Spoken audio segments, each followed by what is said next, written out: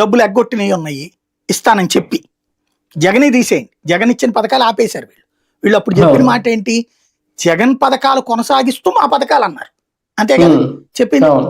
జగన్ పథకాలు శాంతం అయిపోయినాయి, పోనీ ఆపేసి నీ పథకం నువ్వు అమలు చేస్తే తప్పేలే, అమలు చేయలేదు కదా ఇక్కడ వీళ్ళు. 6 ఇచ్చి 6లో 4 అయిపోయినాయి, కానీ 6 అయిపోయినాయి అని చెప్తున్నారు. 4లో కూడా ఒకటి సగమే పెన్షన్, 50 ఏళ్ల పెన్షన్ చేయలే. స్పౌస్ పెన్షన్ మాత్రమే మధ్యన ఇస్తున్నారట. నేను కొంతమందితో మాట్లాడాను సచివాలయ ఉద్యోగులతో, స్పౌస్ పెన్షన్ ఇస్తున్నారట. అది కూడా ఆల్రెడీ పెన్షన్ వచ్చే వృద్ధుడు చనిపోతే వాళ్ళ భార్యకి ఇస్తున్నారు అనమాట. పెన్షన్ వచ్చే వృద్ధుడు చనిపోతే, పెన్షన్ రాని వృద్ధుడు చనిపోతే ఇవ్వట్ల స్పౌస్ పెన్షన్. పెన్షన్ వచ్చే వృద్ధుడు చనిపోతే వాళ్ళ భార్యకి ఆ పెన్షన్ ఇస్తున్నారు అనమాట. ఇది స్పౌస్ పెన్షన్ ఇస్తున్నారు. కాబట్టి ఇట్లాగా ఇది నడుస్తుంది.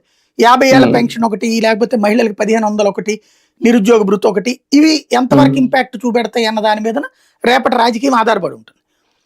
జనాలు డబ్బులు అక్కర్లేదు అంటే, ఇప్పుడు మనం వీళ్ళు ఎలా మోటివేట్ చేస్తున్నారు, డబ్బులు పంచితే నాశనం అయిపోద్ది రాష్ట్రం, ఇప్పుడు అలా పంచకపోవడం వల్ల మేము రోడ్లు వేయగలిగాం, అలా పంచకపోవడం వల్ల మేము 1వ తారీఖు జీతం ఇచ్చాం, అలా పంచకపోవడం వల్ల మేము వ్యవస్థను సెటరేట్ చేశాము, కరెంట్ ఛార్జీలని కంట్రోల్ చేశాము అని చెప్తున్నారు వీళ్ళు.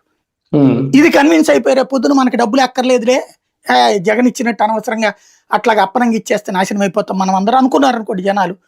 నెక్స్ట్ కూడా వీళ్ళే గెలిచారు అనుకోండి, ఇక ఆ తర్వాత వైసీపీ పతనం పతాక స్థాయిలో ఉంటుంది, నో డౌట్.